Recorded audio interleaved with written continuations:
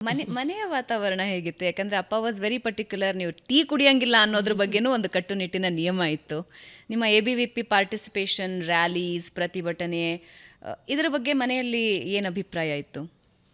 ನನ್ನ ಮನೆಯಲ್ಲಿ ಅಂದರೆ ನನ್ನ ತಂದೆ ಇರ್ಬೋದು, ನಮ್ಮ ತಾಯಿ ಇರ್ಬೋದು, ಯಾವಾಗಲೂ ಅಂದರೆ ಸುಧಾರಕರ ಇದರಲ್ಲಿದ್ದವರೇನೆ. ಅಂದರೆ ನನ್ನ ತಂದೆಯ ಸೋದರ ಮಾವ ಸ್ವಾತಂತ್ರ್ಯ ಹೋರಾಟಗಾರರಾಗಿದ್ದಂಥವ್ರು.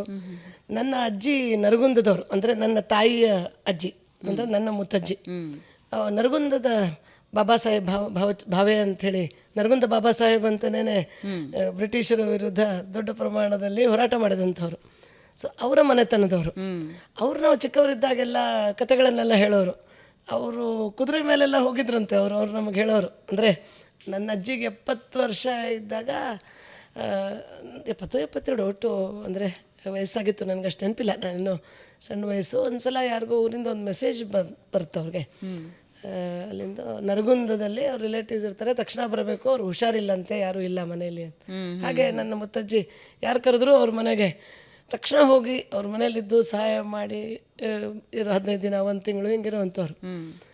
ಅಷ್ಟೊತ್ತಿಗೆ ಬಸ್ ಹೋಗ್ಬಿಟ್ಟಿತ್ತು. ನಮ್ಮದು ಹಳ್ಳಿ, ಅಳಗವಾಡಿಯಿಂದ ನರಗುಂದಕ್ಕೆ ಹೋಗಬೇಕು.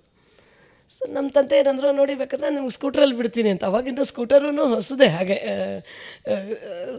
ಅವಾಗ ನಮ್ಮ ಅಜ್ಜಿ ಅಂದರು, ಹೋಗಬೇಕು, ಹೋಗೋದಂತೂ ಭಾಳ ಮುಖ್ಯ. ನಾನು ಕುದುರೆನೇ ಹತ್ತಿದವಳು, ಕುದುರೆಗಿಂತ ಇನ್ನೇನು ನಿಮ್ಮ ಸ್ಕೂಟ್ರ್ ಏನು ಸುಲಭ, ಬಿಡಿ ಹೋಗೋಣ ಅಂಥೇಳಿ ಹೋಗಿದ್ರು.